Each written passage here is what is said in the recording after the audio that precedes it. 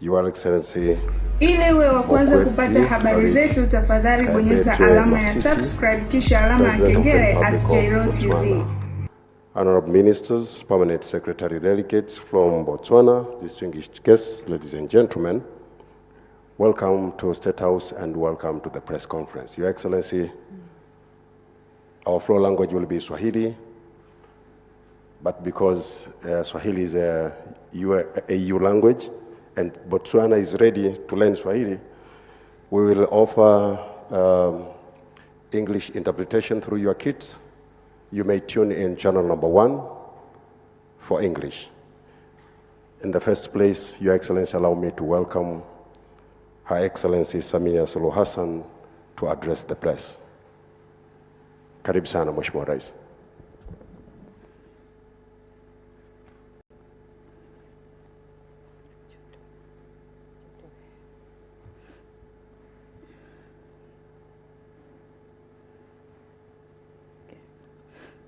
Asante sana kunikaribisha niongee machache na wanahabari. Mheshimiwa Mogwesi Eric Masisi, Rais wa Jamhuri ya Botswana, waheshimiwa mawaziri wa Tanzania na Botswana mliopo, ndugu wanahabari, mabibi na mabwana.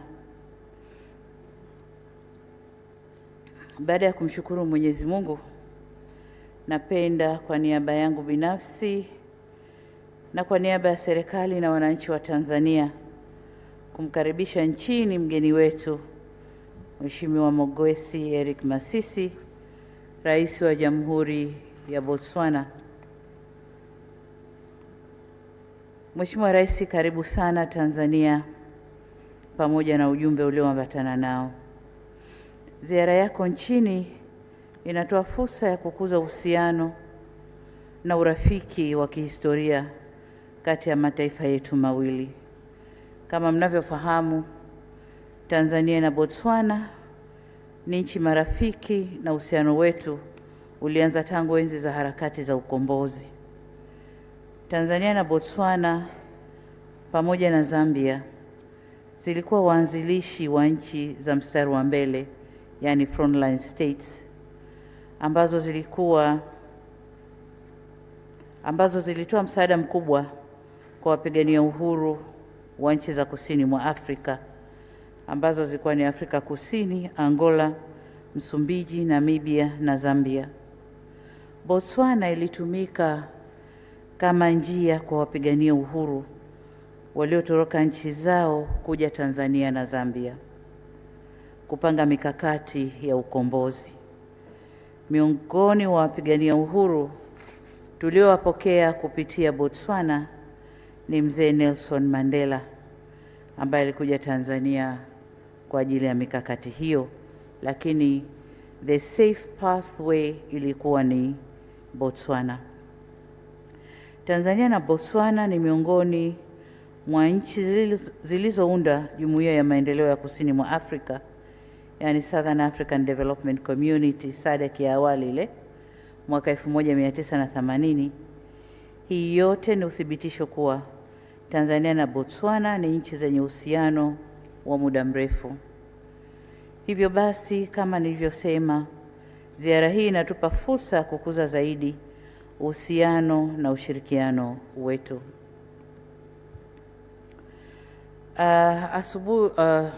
Alipofika Mheshimiwa Rais, tulikuwa na mazungumzo ya mmoja kwa mmoja, lakini baada ya hapo tukaingia kwenye mazungumzo rasmi pamoja na watendaji wetu.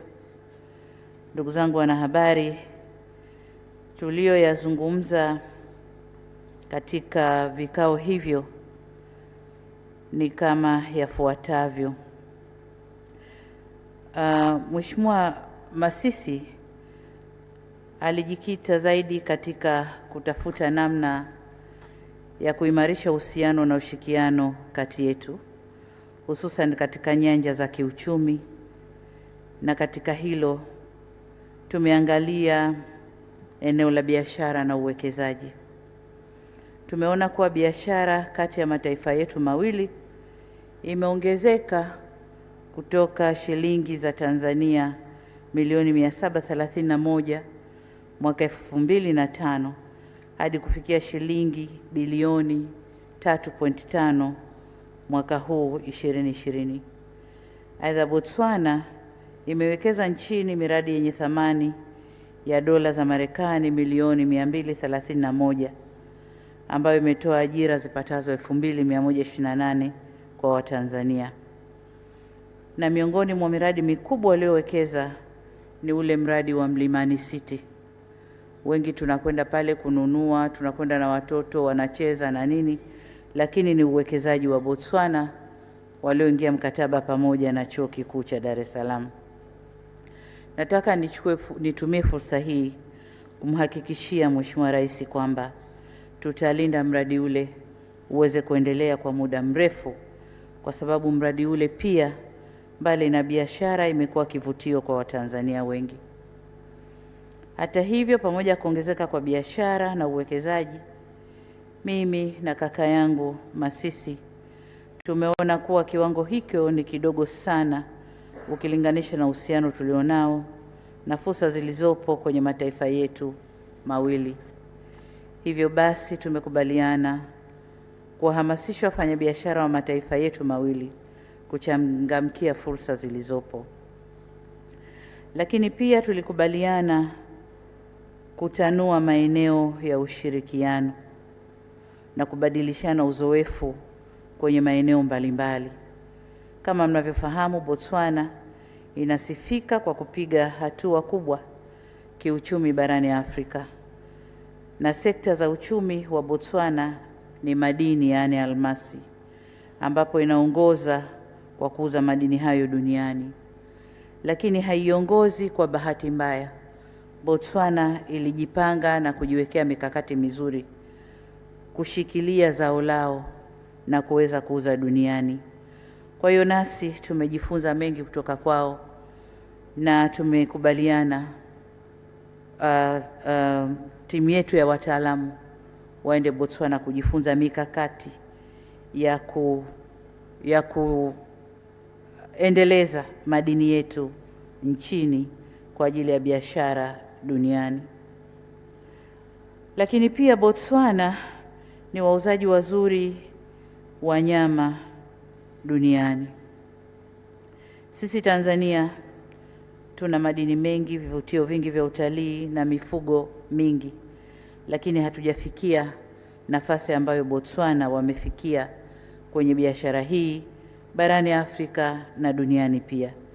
Hivyo basi tumekubaliana kushirikiana kwenye maeneo hayo.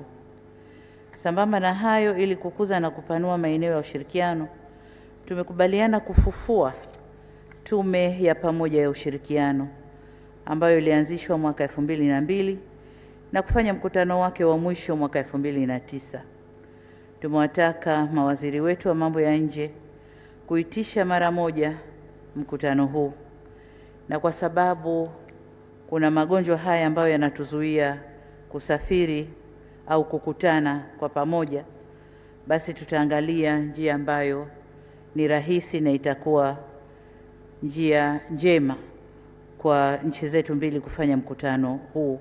Lakini ni muhimu mkutano huu ukafanyika kwa haraka ili kuangalia maeneo ya ushirikiano ya kiuchumi na kijamii kwa undani zaidi. Lakini pia tumejadiliana kuhusu masuala ya kikanda, kibara na kidunia, na hasa kuhusu maendeleo ya usalama, ambapo tumekubaliana kuendeleza ushirikiano hususan kupitia taasisi ambazo nchi zetu ni wanachama kama vile SADC, Umoja wa Afrika na Umoja wa Mataifa. Mwisho na kwa kifupi, hayo ndiyo tuliojadiliana na kakangu Masisi, na nataka kuitumia fursa hii kurudia tena kumshukuru kwa kuja kutembelea Tanzania, na kwamba kutembelea kwake na tuliompangia kufanya kumempa hamu naye anialike mimi kwenda kwake. na nimepokea mwaliko huo wa kutembelea Botswana. Nimemwahidi kwamba nitatembelea wakati utakaporuhusu, lakini nimemhakikishia kwamba nitatembelea Botswana. Mwisho kabisa, napenda kutumia fursa hii kumhakikishia tena kuwa Tanzania itaendelea kushirikiana na nchi yako Botswana katika nyanja zote tulizokubaliana. Niwahimize tu wataalamu wetu kuhakikisha kuwa yale yote ambayo leo tumekubaliana basi yatekelezwe kwa haraka sana. Asanteni kwa kunisikiliza. Mheshimiwa Rais, karibu sana uongee na wanahabari. Karibu sana. Asante sana Mheshimiwa Samia Suluhu Hassan, Rais wa Jamhuri ya Muungano wa Tanzania. Naomba sasa nimkaribishe Mheshimiwa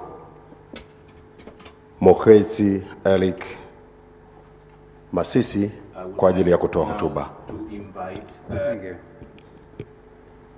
Reali Amokhela Kapula. No, thank you very much. Asante sana. Tuka pamoja. We are together. It will get better. Your Excellency, Madam President, Mheshimiwa Rais, distinguished ministers, waheshimiwa mawaziri, and senior government officials, members of the fourth estate, watendaji wakuu wa serikali kutoka nchi zote mbili. It gives me enormous pleasure to be in Tanzania as a visitor to you, Madam President, and the people of Tanzania. Ninayo furaha kubwa sana kuwepo hapa Tanzania kama mgeni nikifanya ziara hapa nchini kukutembelea wewe na kuwatembelea wa Tanzania. We arrived this morning following on the delegation that preceded us, led by the Minister of International Affairs. Tuliwasili asubuhi hii, lakini tulitanguliwa na timu ambayo ilitanguliwa kiongozwa na Mheshimiwa Waziri wa Mambo ya Nje. And perhaps before I detail the warmth of reception by those you charged with receiving my minister and his delegation, President Hassan, I ought to take you back a little to the time when we first started relating as colleagues with President Hassan. Kabla sijazungumzia kuhusu makaribisho mazuri ambayo waziri wangu na ujumbe wake waliupata, ningependa nizungumzie kuhusu mahusiano wetu. I served as my country's vice president from 2014. Nilikuwa makamu wa rais wa nchi yangu tangu mwaka 2014. And in a short space of time, the current President Hassan served as the Vice President of Tanzania from 2015. Lakini pia rais wa Tanzania wa sasa Mheshimiwa Samia Suluhu Hassan alikuwa makamu wa rais tangu mwaka 2015. I don't know if it's because our then bosses did not like to travel or were afraid of traveling. Sasa sijui mabosi wetu wa zamani kwamba hawakupenda kusafiri au waliogopa kusafiri. But we were both sent on missions to represent our bosses. Lakini tulikuwa tukitumwa sehemu mbalimbali kuwakilisha mabosi wetu. And so while she represented Tanzania either at the AU or SADC, I too represented Botswana at such meetings. Kwa hiyo Mheshimiwa Rais alipokuwa akimwakilisha bosi wake kwenye mikutano ya Umoja wa Afrika au SADC, mimi pia nilikuwa nikimwakilisha bosi wangu. So we started an unofficial association of vice presidents in the midst of presidents. Kwa hiyo tukaanza kuwa na ushirikiano kama makamu wa maraisi. So this sister brotherhood between myself and President Hassan comes from that. Kwa hiyo udugu wetu na ukaribu wetu ulianzia hapo. I have a lot of respect for President Hassan. Ninamheshimu sana Mheshimiwa Rais. I have a lot of time for President Hassan. Na nina muda mwingi sana kwa ajili yake Mheshimiwa Rais. I have a lot of faith in President Na Hassan. nina imani kubwa sana kwa Mheshimiwa Rais. And more than anything else, I wish the very best for this first female president in SADC. Zaidi ya yote ninamtakia kila laheri Mheshimiwa Rais ambaye ni mwanamke wa kwanza kuwa rais katika eneo la SADC. It therefore becomes an axiomatic duty of mine to be the defender, protector, motivator, supporter, and ensurer of the success of President Hassan. Kwa hiyo ni wajibu wangu kumtetea, kumsaidia katika kazi yake Mheshimiwa Rais. You see, if you come from being vice president with her, you can claim all this. Kwa hiyo kwa sababu nilikuwa makamu wa rais, haya yote inawezekana kuyafanya. And so please let it be known that it's not a false claim, this is a genuine claim. Naomba ifahamike kwamba ninaongea haya kwa dhati kabisa.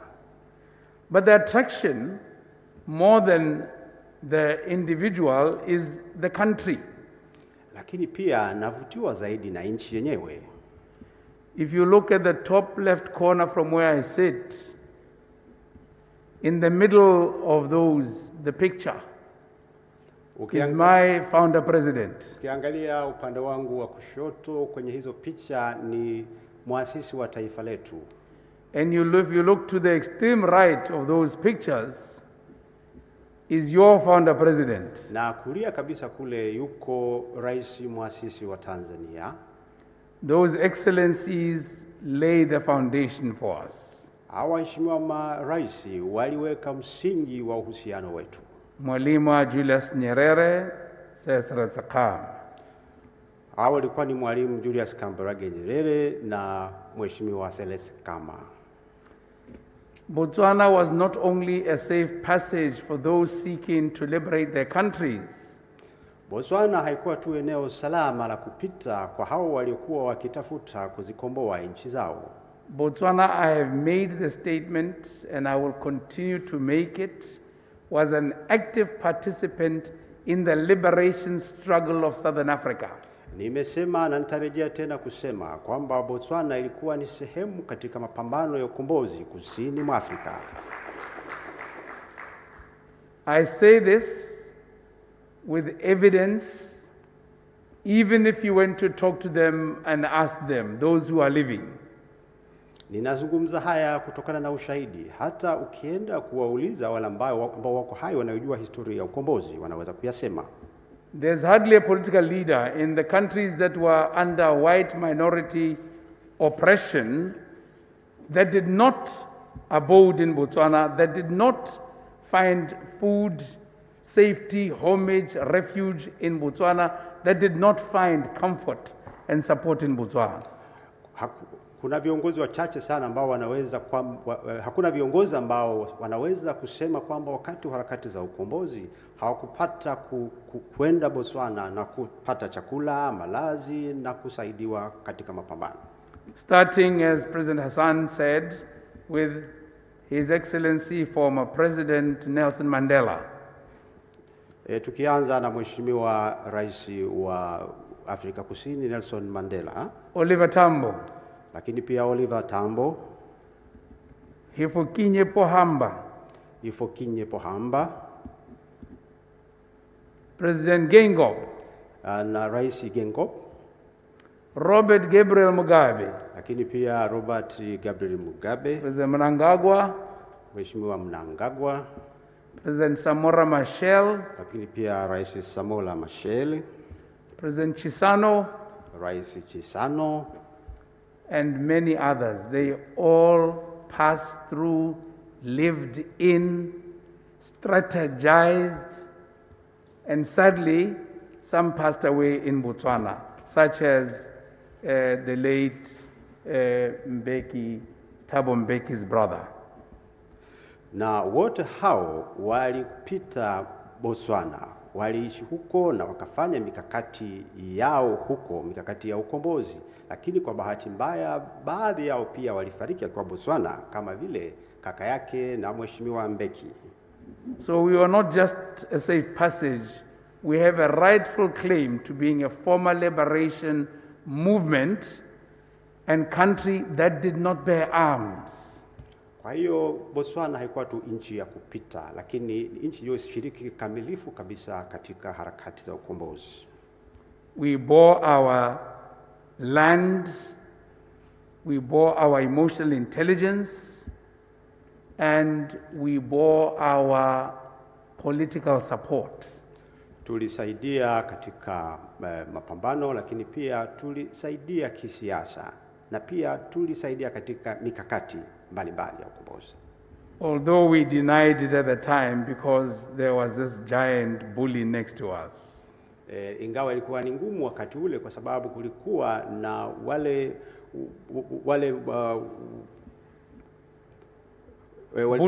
waliokuwa wakisimamia mfumo wa ubaguzi wa rangi kusini mwa Afrika. Yes, but Madam President, it is that history from which we come in our programmatic interactions, in our economic and socio-political interactions. Kwa hiyo tunapoendelea na ushirikiano wetu katika kupanga mikakati ya kiuchumi na ushirikiano wa kisiasa, tunatoka kwenye historia hiyo. And our job is to grow it, and grow it we will. Kwa hiyo ni lazima tuendelee kukua.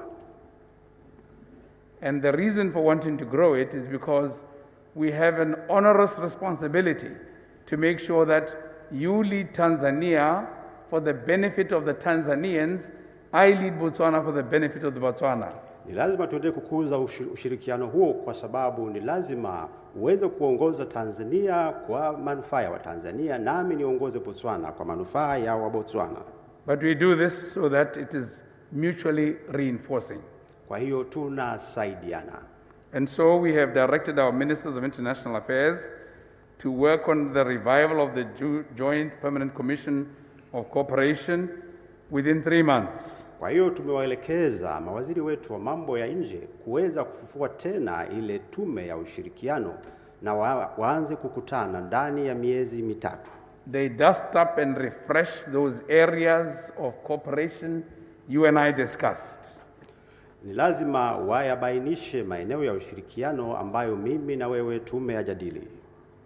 From collaboration in the defense security sector, sports, environment and tourism, agriculture, food production, livestock medicine production, including COVID and the responses thereto, and economic development. Katika sekta mbalimbali za uchumi na ikiwepo hasa utalii, mifugo, lakini pia masuala ya usalama, ulinzi na usalama, na pia swala la corona. Education and political participation, collaboration would also underpin this lakini pia tutashirikiana katika eneo la elimu na siasa. And yes, Madam President, in the event that anybody suspected that you are inviting yourself to Botswana, it is I who invite you. Na Mheshimiwa Rais, kama kuna mtu alidhani kwamba unajialika mwenyewe kuja Botswana, nataka nitamke kwamba ni mimi ninayekualika. I invite you as a friend representing the Tanzanian people and as a sister. Ninakualika kama rafiki unawakilisha wa Tanzania, lakini pia kama dada yangu. Come with your delegation, we will share with you how we mine and how we benefit from the mining. Njoo ili tuweze kushirikishana uzoefu wetu kwenye sekta ya madini, namna ambavyo tunachimba madini na namna ambavyo tunanufaika na madini.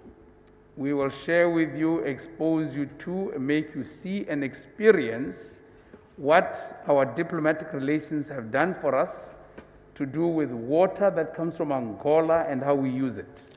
Utakuja kujionea mwenyewe namna ambavyo mahusiano yetu ya kidiplomasia yametusaidia kupata maji kutoka Angola na namna ambavyo tunayatumia maji hayo. But more than anything else, come my sister, so we build much stronger relations between Botswana and Tanzania. Lakini zaidi ya yote ninakukaribisha dada yangu uje ili tuweze kujenga ushirikiano mkubwa zaidi kati ya Tanzania na Botswana. Botswana is a very short while away. Botswana ipo karibu sana. You can have breakfast in Dar es Salaam or Dodoma and have lunch in Botswana. Unaweza kupata kifungua kinywa Dar es Salaam au Dodoma na ukala chakula cha mchana Botswana. We are also very nice people. Na tuna watu wema sana. We will look after you. Watakusaidia. As you have looked after us. Kama ulivyotukirimu sisi. So I really want to confirm that the purpose of this visit is to cement these relations. I also want to share with the Excellency the experience I've had as chairman of the organ of SADC in matters to do with peace and security in the region. Kwa hiyo kimsingi ziara hii ni kwa ajili ya kuimarisha zaidi uhusiano wetu, lakini pia nimependa kushirikisha uzoefu wangu kama mwenyekiti wa asasi ya Troika. And I'm also coming to confirm their support for the candidate, which now is their candidate, for the position of Executive Secretary of SADC. Lakini pia nashukuru kwa kuthibitisha kumuunga mkono mgombea wetu wa nafasi ya katibu mtendaji wa SADC. But it's a real pleasure to be in Tanzania. I really love it. We love you. We wish you could stay longer. Asante sana. Ninafurahi sana kuwepo Tanzania. Tunawapenda na tungependa tukae muda mrefu zaidi. Thank you.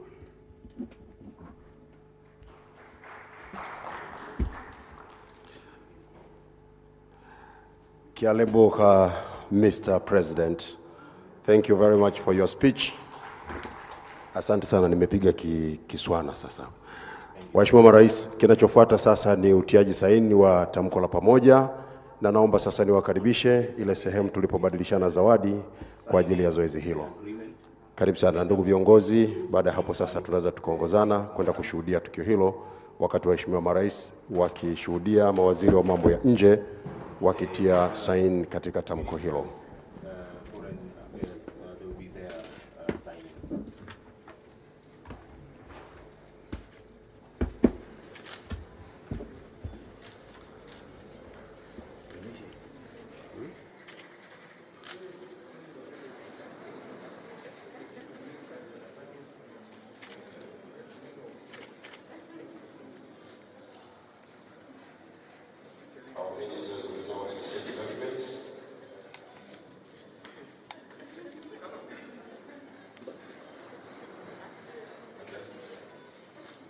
Big round of applause.